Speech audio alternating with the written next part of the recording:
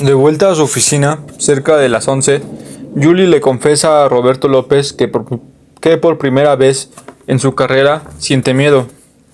No te preocupes, procura tranquilizarla a su jefe, pero cuando salgas de aquí, hazlo acompañada. Ese fin de semana, la mayor parte de los funcionarios y los conductores de Televisa se concentran en una asamblea en Puerto Vallarta y ni Julie ni Roberto López logran comunicarse con Denise Merker para irle contando los avances de la investigación. No se encuentran con ella, sino hasta el mediodía del domingo 5 de febrero, poco antes de salir al aire. Julie le enseña a su jefa el reportaje que ha preparado, así como los originales de cámara de la videoteca. Este va a ser nuestro debut y despedida, le advierte Merker a los miembros de su equipo. Dado que apenas llevan 3 meses en Televisa, no puede adivinar la reacción de sus directivos, pues el reportaje desnudará tanto a la Policía Federal como a la prensa, como a la empresa para la que todos ellos han empezado a trabajar. Merker le marca a Leopoldo Gómez, vicepresidente de Noticieros de Televisa. Si lo que me cuentas es cierto, le asegura se trata de algo muy grave. Y si lo que me preguntas es si yo autoricé algo semejante, la respuesta es no. Así que adelante con el programa. Para Denise la respuesta significa su primera victoria en la empresa. Poco después, Carlos Loret se comunica con ella. Te aseguro que yo no sabía nada. Se justifica. Dentro del sistema un tanto rígido de Televisa, los dos conductores no vuelven a comunicarse durante las siguientes semanas. En el área de comunicación social de la AFI y de la PGR, la entrevista de Julie con Cabeza de Vaca y García Luna suscitan auténtica preocupación. A Lisette Parra, la directora de comunicación social, le parece que la mejor manera de contrarrestarla será exigiendo que su jefe acuda a punto de partida para desmentir cualquier irregularidad en la detención de Florence. Antes de dirigirse al estudio, Merker les confirma a sus colaboradores que el programa saldrá al aire, pero les avisa que ha invitado a García Luna al estudio y le advierte a Julie que deberá eliminar la entrevista con el procurador, pues ella nunca le informó sobre lo que iba a preguntarle. Todo lo demás se queda. Cerca de las 5 de la tarde del domingo 5 de febrero del 2006, casi 2 meses después de la operación en las Chinitas, Denise Merker recibe en el estudio de punto de partida a Genaro García Luna, quien acude acompañado por Jorge Rosas, fiscal titular de la unidad antisecuestro de la PGR. Enfundados en trajes oscuros y corbatas grises, los dos hombres se empeñan en demostrar la gravedad de su encargo. A lo largo de la entrevista, el director de la AFI jamás muda un semblante severo, de jugador de póker. De tez blanca y cabello entrecano, el director de la Policía Federal posee un mentón cuadrado y unos ojillos incisivos que contrastan con un semblante agresivo, se diría de bulldog, y una voz morigerada. Frente a la estatua de sal representada por García Luna, Jorge Rosas, más nervioso y menos curtido, ofrece un perfil casi afable. Aunque a él le corresponda, en el juego del policía bueno y el policía malo, la tarea de explicar las inconsistencias del caso. Alta, de piel muy blanca, con el cabello corto y una elegante blusa de diseño azul marino, Merker presenta a sus invitados y adelanta que presentará un reportaje de la periodista Julie García sobre el caso de Florence, en el cual encontró evidentes contradicciones entre la versión de las autoridades y las imágenes de Primero Noticias. Aquí tengo frente a mí, por ejemplo, la declaración ministerial de los policías, afirma Merker. Luego de saludar a sus invitados, sosteniendo ante las cámaras una copia del informe policial. El parte de los policías, la corrige García Luna. La acusada dice que fue detenida un día antes, en otro lugar. En otras circunstancias de cómo fue presentada, revira la conductora. Pero la pregunta es si hay una utilización política del momento en que ustedes dan a conocer los resultados de la investigación. García Luna niega esta posibilidad y sostiene que ni la PGR ni la AFI responden a motivos políticos, enredándose con los términos. Es el parte de un policía que rinde su parte. Insiste en que para la corporación las víctimas son lo primero. Si usted observa el parte de la policía, refiere que se detiene a la persona señalada en un secuestro anterior, con un parte que existía ya previo. Este individuo es el que sale del domicilio, se le detiene, iba en compañía de la francesa y portaba un arma en el vehículo. Merker regresa a Florence. Dice que ella afirma haber sido detenida un día antes de lo que se vio en televisión, en una carretera y no en una casa, y que todo esto está confirmado por la deposición de un policía que no solo asienta cómo fue detenida y en qué lugar, sino que cuenta cómo regresaron a las Chinitas, donde fue Israel quien abrió la puerta con sus llaves. No hay ningún operativo espectacular donde entren rompiendo, ni mucho menos, sostiene la conductora. Son 3 víctimas, se defiende el director de la AFI. Un menor de 11 años, una señora y un joven. Esa casa cuando se identifica la casa de seguridad con las referencias del secuestrador, la unidad que está de vigilancia por premura del hecho y con un menor en cautiverio. A petición del señor fiscal ingresa al domicilio, se libera a las víctimas, llegan los medios posterior al hecho. Es entonces al verse contra las cuerdas cuando García Luna realiza una afirmación que transformará drásticamente el curso de la investigación y de esta historia. Me resulta difícil discernir si se trata de una explicación que el director de la AFI ha tramado desde antes o se improvisa en ese momento. Sus colegas de los medios nos piden mostrarles cómo fue la intervención al domicilio. Afirma: lo que está en el video es a petición de los periodistas. Nos piden cómo fue la entrada al domicilio para poder liberar a la víctima.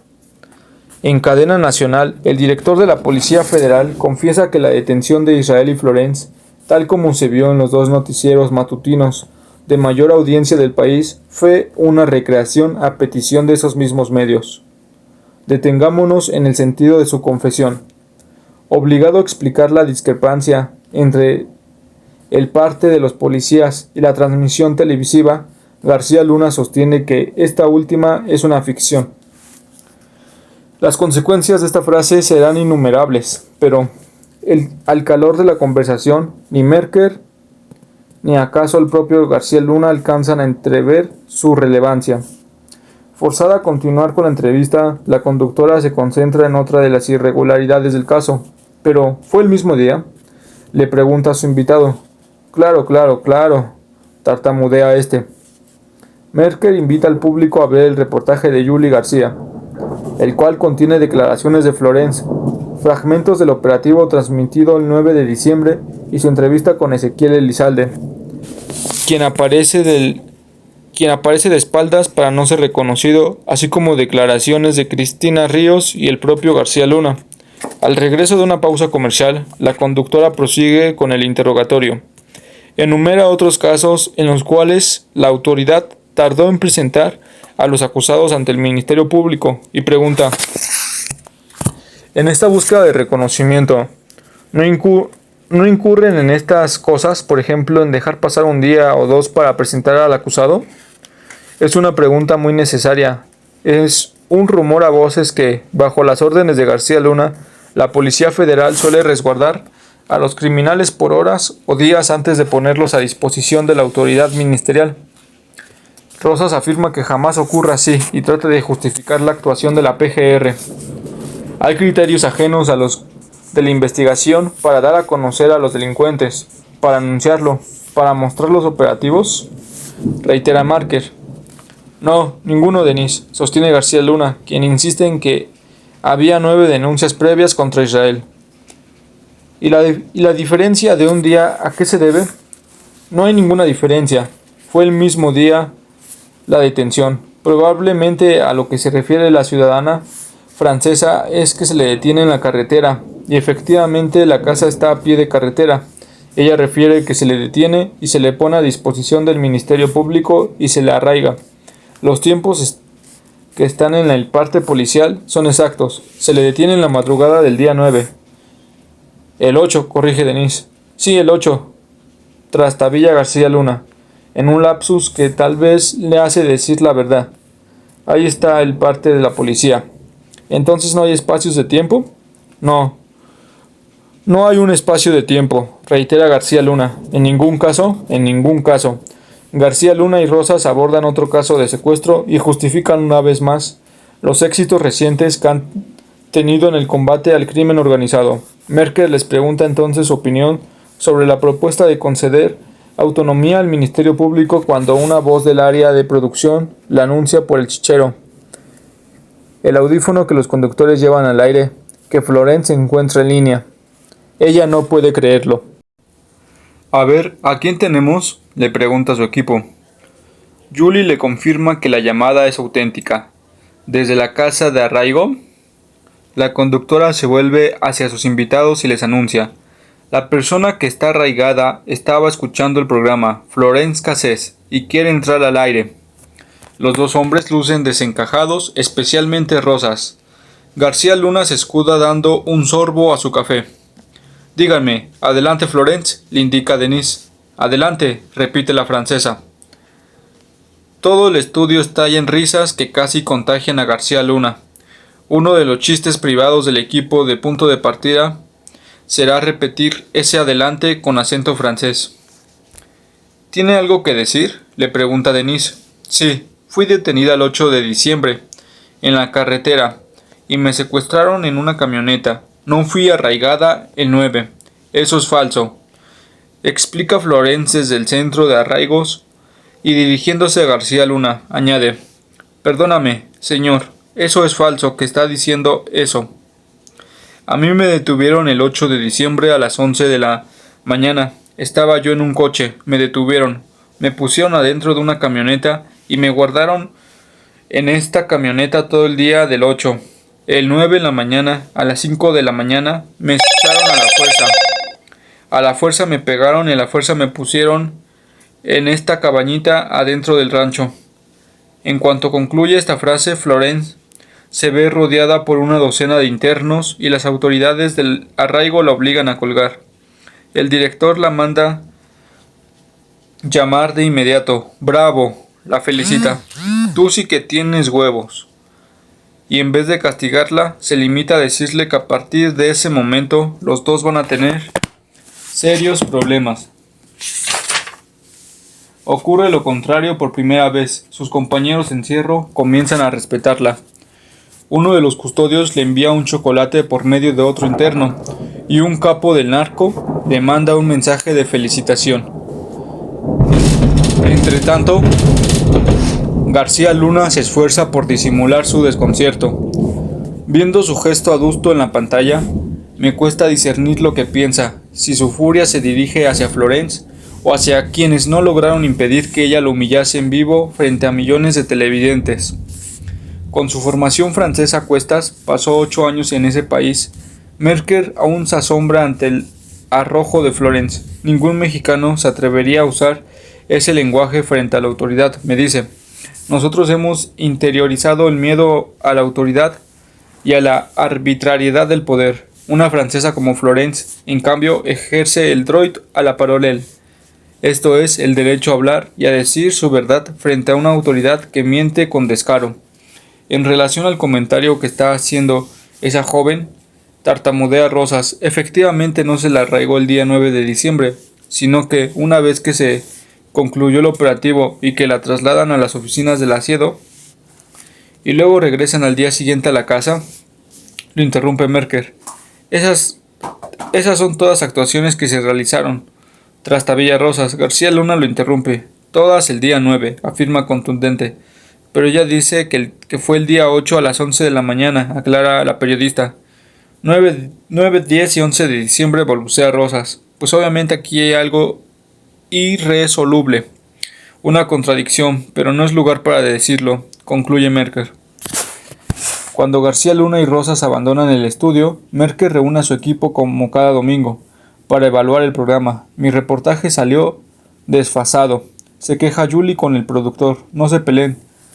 Tercia Merker ha sido un éxito. Lo único que lamento es no haber grabado esas imágenes, afirma Julie 11 años después. No tengo dudas de que la voz que parecía allí era la de Carlos Loret. Nosotros pensábamos que el otro que debía haber sabido del montaje era Amador Nacía, responsable de Información Nacional de Noticieros Televisa.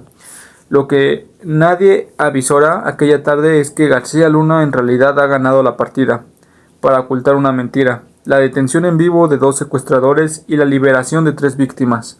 El director de la AFI añadió una segunda mentira, más poderosa, elástica y resistente que la primera: que la captura de los criminales y la puesta en libertad de los secuestradores ocurrió ese mismo día, solo que unas horas antes de que empezara la transmisión.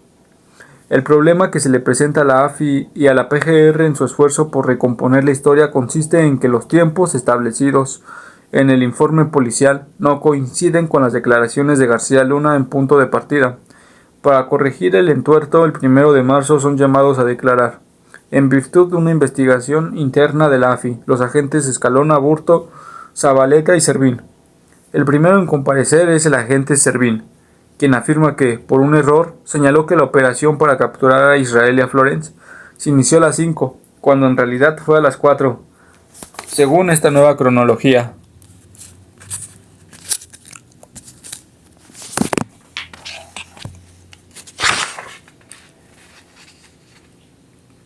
Eran las 4:30 de la mañana cuando Florence e Israel salieron de las Chinitas en una camioneta Van Express y enfilaron hacia el centro de la ciudad. A las 4:45 Servín se trasladó a un puente peatonal sobre la carretera y se dio cuenta de que sus compañeros ya tenían asegurados a 2 personas. A esa hora procedieron a arrestar a Israel y a Florence, quienes subieron a una de las patrullas. Luego, a las 5, Israel les dijo espontáneamente que si no regresaba al rancho, sus cómplices iban a matar a 3 personas que tenían secuestradas. Entonces Servín llamó por radio a la Guardia de Operaciones Especiales para pedir apoyo. A las 6:15 llegaron 2 células de intervención al puente de Topilejo, compuestas cada una por 5 personas, y todos juntos se dirigieron de vuelta a las Chinitas. Al llegar a la entrada, al zaguán, me bajé con el señor Israel Vallarta, quien abrió el zaguán y me indicó que del lado derecho al fondo estaban las personas que momentos antes nos habían comentado, concluye Servín.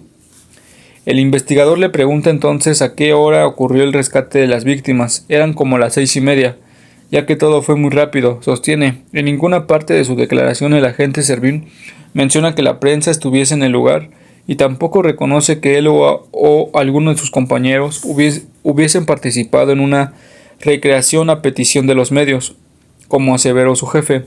En sus respectivos testimonios, los agentes Zabaleta, Aburto y Escalona repiten la misma historia y sostienen que todos se equivocaron al momento de anotar la hora de la captura en sus informes. La idea de que la AFI realizó una recreación de los hechos a petición de los medios y que la captura de Florence e Israel se llevó a cabo a las 4:30 lleva a formular 2 preguntas obvias. ¿Por qué un par de peligrosos secuestradores abandonaría una casa de seguridad en la que tienen a 3 víctimas a esa hora en la madrugada? ¿Y por qué nunca aparecieron los supuestos cómplices que iban a asesinar a las víctimas si no llegaba Israel? Por desgracia para la policía, incluso con este ajuste, su versión no se sostiene. Tal como le contó Juan Manuel Magaña a la periodista Carmen Ariestighetti, los tiempos de la televisión son muy distintos de los de la justicia. Según el antiguo coordinador de información de Primero Noticias, hay 2 nuevas versiones sobre el momento en que Carlos Loret fue informado de que la AFI estaba a punto de llevar a cabo la captura de unos secuestradores. En la primera, el propio Pablo Reynat se le comunicó poco después de las 4:30 tras recibir una llamada de Luis Cárdenas Palomino. En la segunda, el responsable de avisarle fue Eduardo Arbizú, jefe de información de Noticieros Televisa. Como haya sido, Loret decide realizar la cobertura y así se lo hace saber a sus principales colaboradores, su asistente Laura Barranco y Azucena Pimentel, productora del noticiero, una vez tomada la decisión.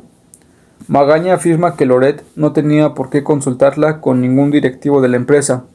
Un equipo satelital de Primero Noticias emprende el camino hacia las Chinitas en compañía de Reynat. Magaña cree que esto debió ocurrir en torno de las 5 y que más tardar a las 6 el equipo de Televisa tendría que haber estado ya en el lugar de los hechos para preparar las transmisiones, solo que algo falló en el sistema satelital y pasó más de media hora antes de que los técnicos lograsen eliminar las interferencias.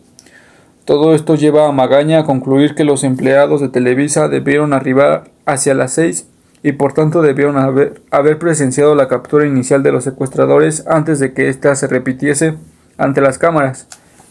Pero ningún empleado de la televisora vio llegar a los agentes de la AFI.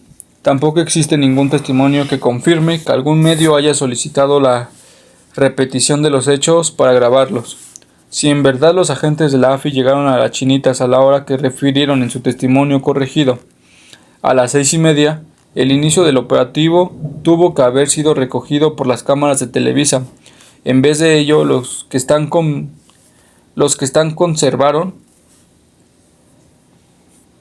conservaron y Yuli García encontró después fue la grabación que no llegó a salir al aire, en la cual aparecen los agentes parapetados afuera del zaguán y donde se escucha la voz de Carlos Loret pidiendo retrasar el operativo para dar paso a una información de deportes. Según Magaña, fue entonces cuando la señal por fin llegó con buena calidad al estudio, si bien se hallaban fuera del aire la imagen de los agentes irrumpiendo en las Chinitas. Según Magaña, en ese momento Loret exclamó: «Esto está bueno, está chingón.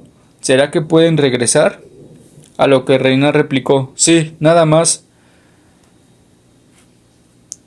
cue».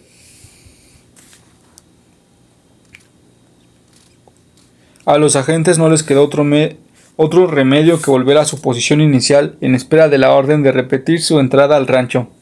Cuando lo entrevistó en sus oficinas de Televisa Chapultepec en 2017, Carlos Loret me asegura que esta versión es falsa y dice no entender el motivo por el que Magaña, cercano colaborador suyo, lo acusó de esta manera. Me asegura que ese día llegó tarde al trabajo y no presenció nada de lo que cuenta. Según Loret, la primera noticia que recibió de la liberación de unos secuestradores fue a través del Chícharo, poco después de iniciar la transmisión del noticiero. Conforme a su versión, ello haría imposible que él hubiese visto, aprobado o dado indicaciones para el montaje. El único responsable de lo que ocurrió sobre el terreno, insiste, fue Reynat, quien no dependía de su área, sino del área de noticias a cargo de Amador Narcia.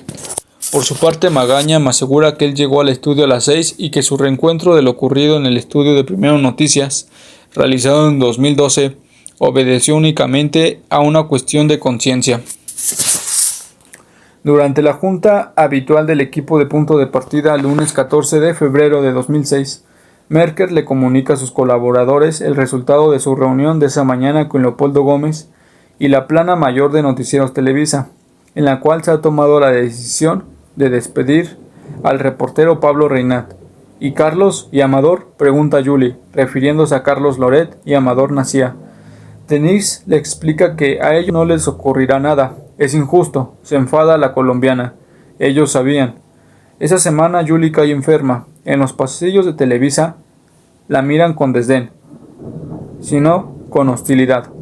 ¿Cómo puedes patear el pesebre?, le reprochan sus compañeros. ¿Morder la mano que te da de comer? Días más tarde, una secretaria le informa que tiene una llamada de Florences del centro de arraigos. Muchas gracias, le dice esta. Solo hago mi trabajo, contesta Yuli. Cuando cuelga, la misma secretaria no omite decirle: así que ahora ayudamos rastreadores. No puedo cerrar este capítulo sin hacer visible una de las implicaciones más inquietantes de la versión sembrada por García Luna en Punto de Partida. Es decir, que la transmisión televisiva del 9 de diciembre de 2005 fue producto de una recreación. Si diésemos por ciertas sus palabras, debió existir un momento en el que un funcionario de la AFI le solicitó a las víctimas su cooperación en la maniobra. Carecemos de cualquier testimonio que avale la existencia de una petición semejante. Cristian y Ezequiel se han negado a narrar las circunstancias precisas de su liberación. Pero, si nos atenemos a la verdad oficial, esta tendría que haberse producido. Imaginemos la escena, en torno a las 6:30, cuando no han pasado sino unos minutos después de su rescate. Algún mando de la AFI se entrevista con las víctimas. Los tres todavía zozobran a causa del maltrato, la incertidumbre y el miedo acumulados a lo largo de su encierro. Aprovechándose de la gratitud que se sienten hacia la policía, entonces este funcionario o agente les formula la solicitud imprescindible para llevar a cabo la recreación que, según ellos, acaba de serles solicitada por los medios de comunicación. Si confiamos en esa versión, la pregunta debió sonar más o menos así: ¿tendrían inconveniente en repetir su liberación para las cámaras? 4. En vivo. Reviso mi cuenta de correo electrónico, el único diario que muchos llevamos, sin darnos cuenta en nuestra época.